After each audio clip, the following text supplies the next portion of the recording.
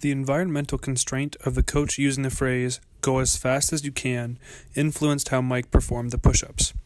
This cue caused Mike to speed his tempo up and to work at a pace that was not sustainable throughout the entirety of the exercise. It also caused Mike not to reach full extension of the elbows because he was focusing on trying to get up and down as fast as possible, therefore cutting the movement short of what the range of motion was initially intended to be.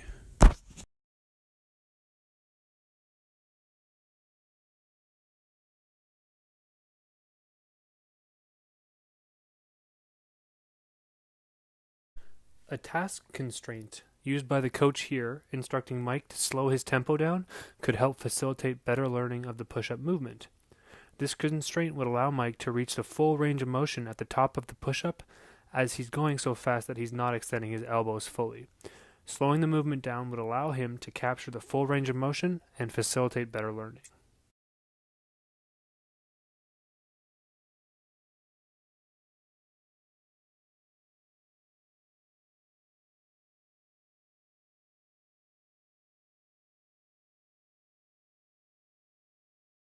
The versa caused Mike to lose his positioning of his back via lateral spinal flexion. Specifically, as Mike reached far with his hand and pushed far with the opposite foot, the distance between his shoulder and his hip increased, and conversely, when he performed the same pattern using the opposite arm and foot, he extended his back in the same way to the opposite side.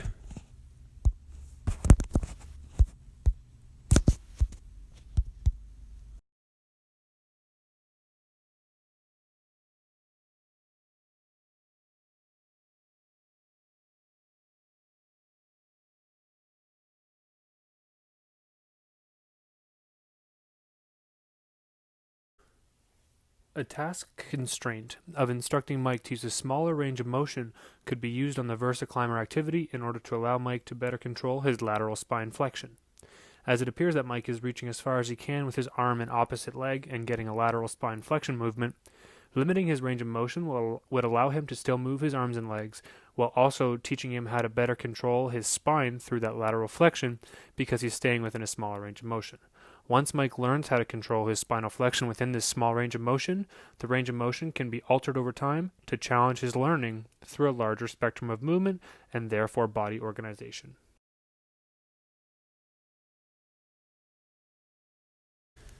The task constraint of having to work for 30 seconds after previously working 30 seconds on, 30 seconds off over the last two movements caused Mike to fatigue during the movement, and you'll notice at 15 seconds he loses his ability to complete the full range of motion of the exercise, likely due to this fatigue buildup.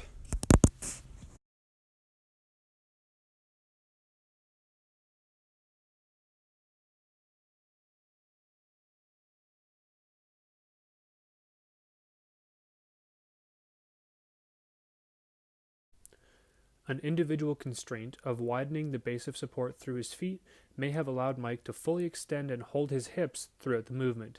Mike appears to be allowing his knees to medially move and appears to have his feet within his shoulders. Moving his legs into a position where they're wider than his shoulders might allow him to feel what hip extension feels like, while also controlling for the medial knee deviation through concentrating on a wider base of support.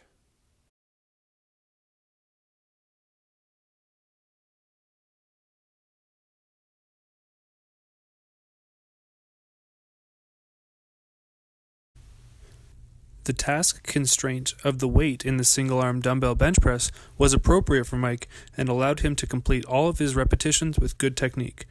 The load was not so heavy that he initially rotated through his back while performing the movement, and as the time progressed, he maintained his back positioning and was able to keep performing the reps, although slower towards the end, without compromising his form.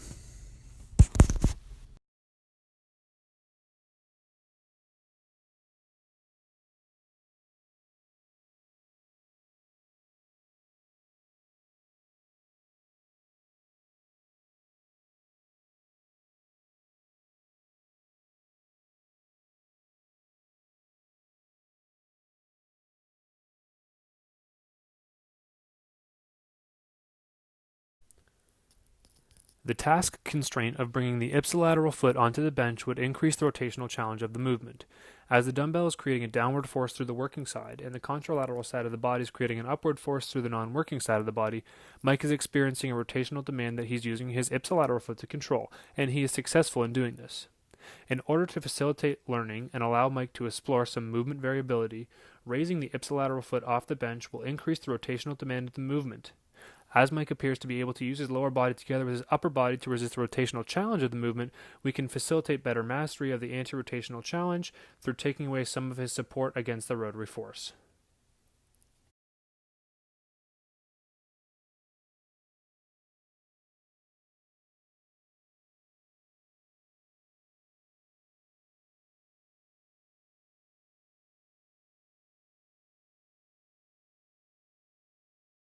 The task constraint of placing a knee on the bench constrained the way Mike could adjust his back positioning, leading to his back staying slightly flexed throughout the entirety of the movement. As the cue was given to place the knee on the bench, and then it was not followed up with an observation of the spinal flexion it created, Mike may have been able to find the neutral spine had he been able to keep both feet on the ground and be not constrained to having his knee on the bench throughout the movement.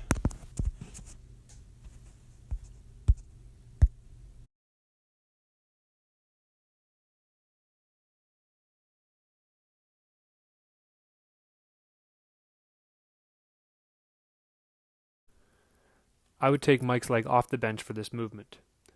You can see that Mike does one rep before changing his position, and in this first rep, it looks like his lower back is not as flexed as it appears when he puts his leg up onto the bench.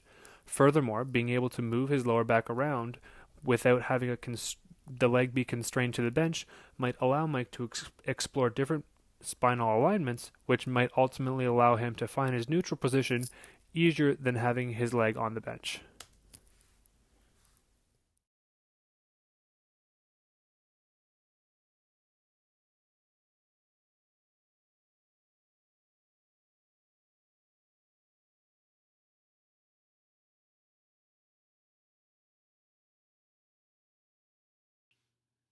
Hi Mike.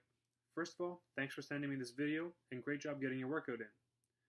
I just wanted to send you a response outlining my thoughts on how the workout went, what I thought you did well, and a few areas I thought we could improve on before you do your next workout. First and foremost, I love that you took on the challenge of 30 seconds of work to 30 seconds of rest. However, I think in the future we can keep the work the same, i.e. 30 seconds, but we should increase the rest to 1 minute. I noticed that in the inverted row, you appeared to get tired halfway through the movement and were unable to bring your chest to the bar throughout the second half. I think that doing 2 exercises prior to the inverted row kind of caught up with us here and caused our movement to break down. One specific thing I think we need to correct is how you're setting up your feet. You want to set your feet up as wide or wider than your shoulders and keep your knees over top of your feet. In doing this, we will learn how to better control our knees, as I noticed they were traveling together, and this will also help you learn to keep your hips higher throughout the movement. Next, let's talk about your push-ups. I think you did a great job keeping your back straight and engaging your core like we had talked about. I think in the future, you don't need to worry about trying to get as many push-ups as you can within the 30 seconds. Instead, try to complete quality over quantity. Specifically, I noticed that you weren't extending your arms fully as you reached the top of the movement, and I feel this is because you were trying to go too fast. Try slowing your movement down and get between 15 to 20 reps within the 30-second window. For reference, you completed 32 reps in this workout. Next, let's talk about the Versa. I know this is a tough exercise, so great job facing that challenge and choosing to get back on the machine even though you're tired. In the future, don't worry about trying to push your arms and legs as far as you can. This started to cause your back to bend from side to side, and we want to try to avoid that. One way you can correct this in the future is by shortening up your movement. Once you learn how to control your back with the smaller movement, we can lengthen out your stride. In regards to your single arm dumbbell press, you crushed this movement. You were rock solid through the core and were not rotating at all. You were even able to keep moving for the full 45 seconds, so great job. Next time you do this workout, I want you to do the same weight, but I want you to raise the leg of your working side off the ground and onto the bench. Since you are so good with this movement, raising the leg off the ground will challenge you just a little bit further and help you learn how to challenge your body to be able to resist the rotation even further. Last but not least, let's try to keep both legs on the ground when you're doing your dumbbell row in the future. If you look at the video, you keep both legs on the ground in your first rep, and your back looks pretty straight to me. As soon as you raise your leg onto the bench, your back starts to round and it stays rounded for the whole movement. Keeping both legs on the ground will give you more ability to move your back around and find that flat back position that we're looking for. Like I mentioned, you did a great job getting this workout done. When we revisit this workout in the future, and we will, let's extend the rest periods between the 30-second work periods to 1 minute, for the reasons that I mentioned earlier. If you have any other questions, as always, don't hesitate to let me know. Have a great day, Mike.